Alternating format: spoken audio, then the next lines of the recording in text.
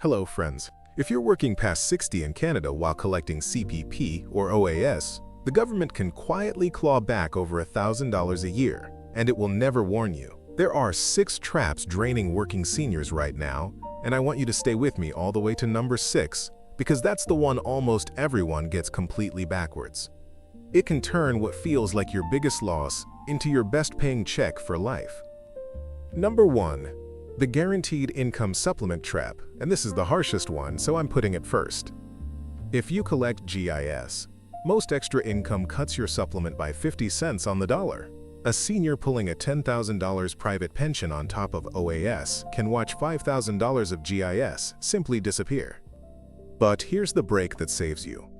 Employment and self-employment income are treated differently. The first $5,000 you earn from a job is completely exempt. It does not touch your GIS at all. The next $10,000 is counted at only 50%.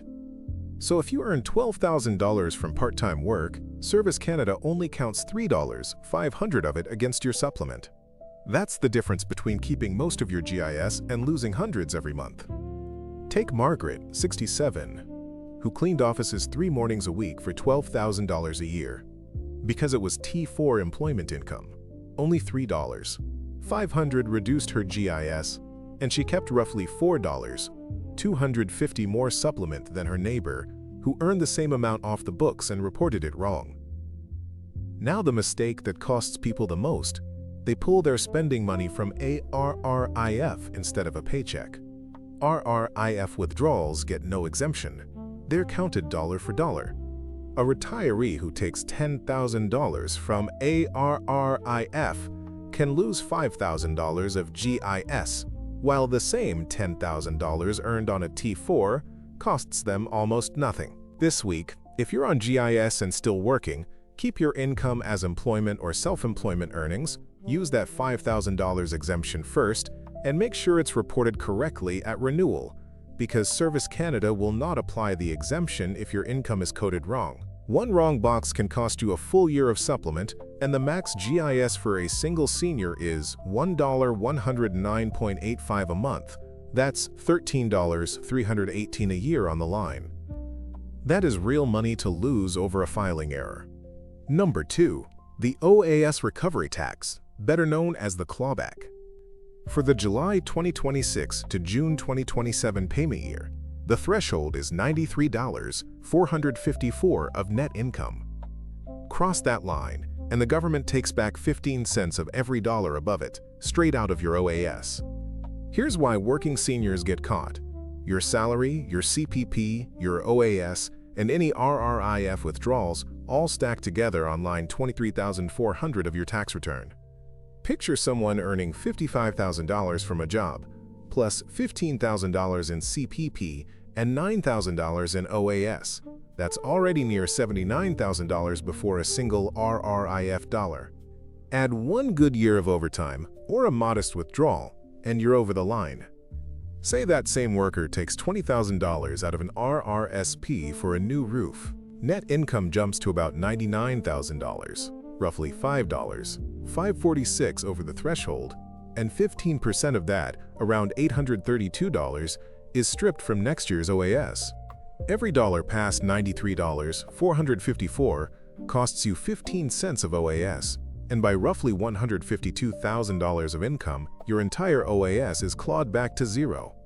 The biggest mistake is taking a large lump sum in 1 year, cashing an RRSP, selling a rental, or collecting severance from that part-time job, because that single spike can wipe out a whole year of OAS. What to do? Spread income across years. If you can push a big withdrawal or a sale from December into January, you split it over 2 tax years and may stay under the threshold in both, so that $20,000 roof withdrawal becomes $10,000 in each year, and the clawback may vanish entirely. And if you're only slightly over, pension income splitting with a spouse can pull you back under the line. Number 3. The forced contribution trap between 60 and 65. Here's what genuinely shocks people.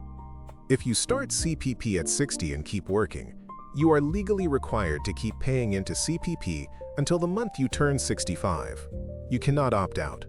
You are collecting a CPP check and paying CPP premiums at the very same time.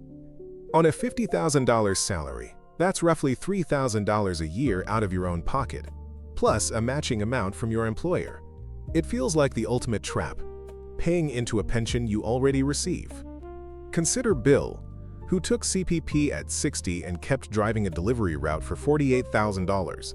He was floored to see about $2,900 a year still coming off his checks for 5 straight years.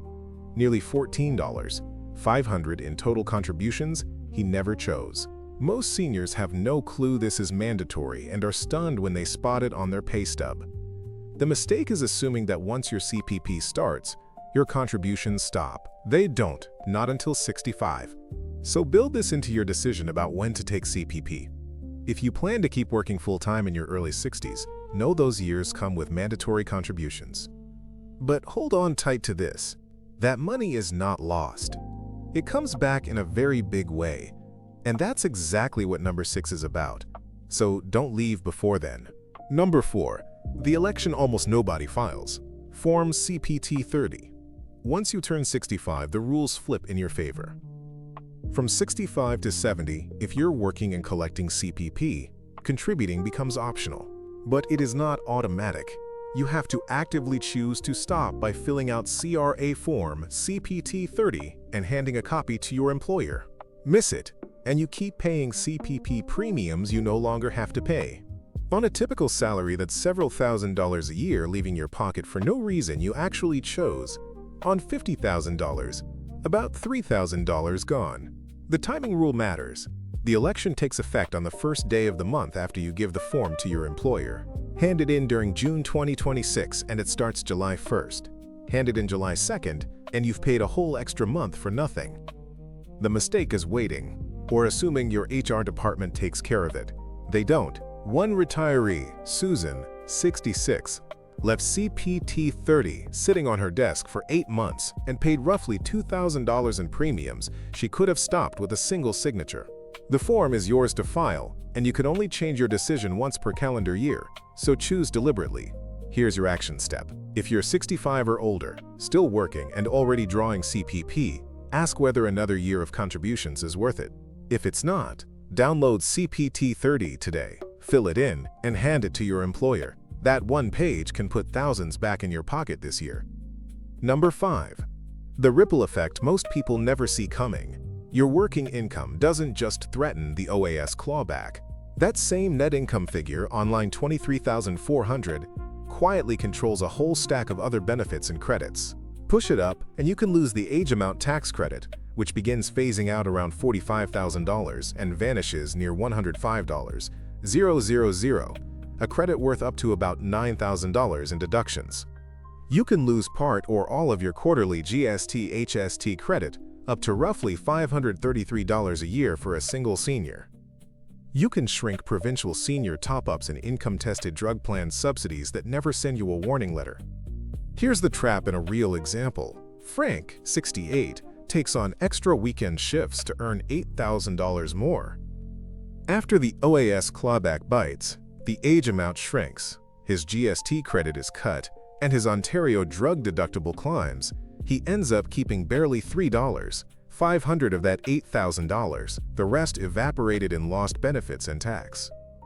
The mistake is looking only at the gross paycheck and ignoring everything it silently reduces behind the scenes. What to do? Before you commit to a big block of extra work or a lump sum withdrawal, run the real math, or have an accountant run it, on what that income does to your credits and clawbacks, not just your tax bracket. Sometimes earning a little less, or simply timing it into a different year, leaves more money in your hand at the end of the day. Number 6, and this is the one almost everyone gets completely backwards, so listen closely. Remember those forced CPP contributions between 60 and 65, and any voluntary ones after? Most people think that money is thrown away, a pure trap. It is not. Every year you contribute to CPP while already collecting it, you earn a brand new benefit called the Post-Retirement Benefit, or PRB. It's a separate, permanent, indexed check added on top of your existing CPP, and it pays you for the rest of your life. Each year of contributions builds another PRB, and they stack one on top of the other. A solid earning year can add roughly $40 or more a month for life, rising with inflation, and it carries survivor value for your spouse too. Do the math on Bill from earlier. His 5 years of trapped contributions built 5 PRBs worth around $45 a month each, about $225 a month, or $2,700 a year indexed for the rest of his life. Live 20 more years and that's over $54,000 back from the money he thought he'd lost. So the contributions that felt like a trap are actually buying you a raise you keep forever. Here's the mistake that costs the most. Rushing to file CPT 30 the moment you turn 65 just to stop the bleeding, without realizing you're also switching off a lifetime pension boost. If you're healthy, expect a long retirement, and can afford it, contributing a few more years can pay you back many times over. Run the numbers before you opt out. Because the trap everyone fears is, for a great many seniors, the best value check they will ever earn.